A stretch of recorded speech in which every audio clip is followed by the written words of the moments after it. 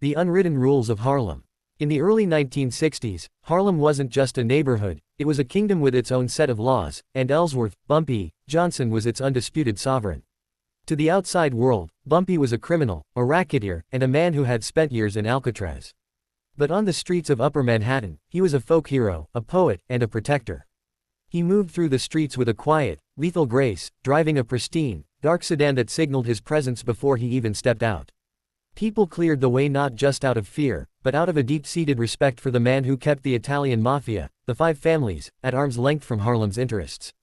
However, the younger generation of the Italian mob, emboldened by their father's power and blinded by their own arrogance, didn't always share that reverence. They saw Harlem as a playground and its leaders as relics of a passing era. One such youth was Tony, the calf, Moretti, the hot-headed son of a high-ranking captain in the Genovese crime family. Tony was 22, drove a cherry red convertible like a maniac, and believed his last name made him invincible. He didn't understand that in Harlem, a name only protected you if you showed respect to the man who owned the pavement. The collision at 125th Street. The afternoon was humid, the kind of New York heat that makes tempers short and the air feel heavy. Bumpy Johnson's driver had pulled his polished black Cadillac to the curb near 125th Street. Bumpy was inside a local storefront, settling a dispute between two shopkeepers, a typical day of community management. The car sat idling, a symbol of order in a chaotic city. Suddenly, the screech of tires tore through the air. Tony Moretti, trying to impress a girl in his passenger seat and weaving through traffic with reckless abandon, miscalculated a turn.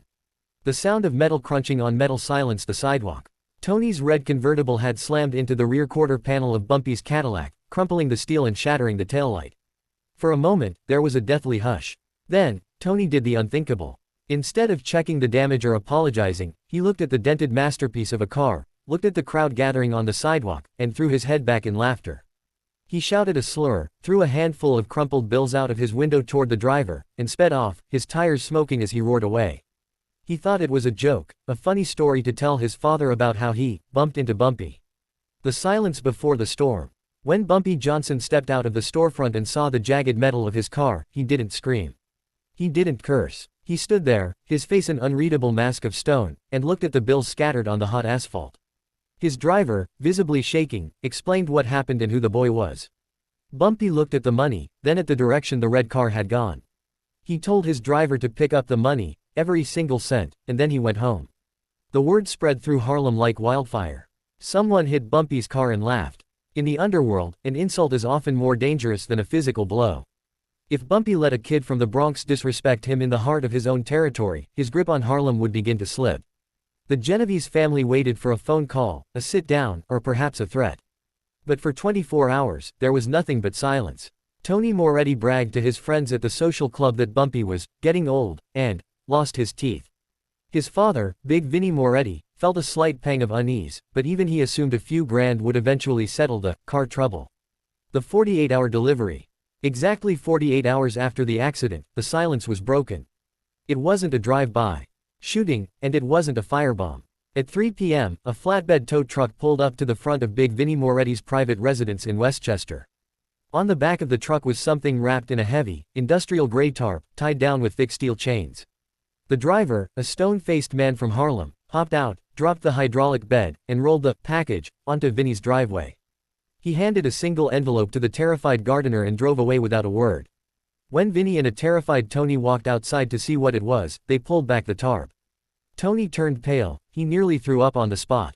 It was his cherry red convertible. But it wasn't just damaged. The car had been meticulously dismantled, part by part, and then crushed into a jagged, unrecognizable cube of scrap metal. Resting on top of the crushed cube was the same handful of crumpled bills Tony had thrown out of his window 2 days prior.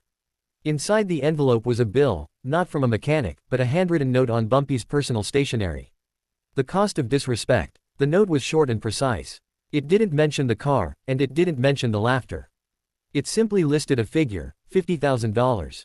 The note stated that this was the tax for the disruption of peace in Harlem and the cleaning fee for the disrespect shown to the neighborhood. Bumpy gave Vinnie Moretti until sunset to deliver the cash to a specific corner in Harlem. There was no room for negotiation. The message was clear. Bumpy hadn't just destroyed the boy's car, he had shown that he could get close enough to Tony's most prized possession to take it, dismantle it, and bring it back to their front door without anyone stopping him. Big Vinnie Moretti was a powerful man, but he was also a businessman. He looked at his trembling son and then at the cube of red metal. He knew that if he fought this, it would start a war that would cost the Genovese family millions in lost revenue and dozens of lives. Bumpy wasn't asking for the price of a Cadillac, he was charging for the audacity of the insult.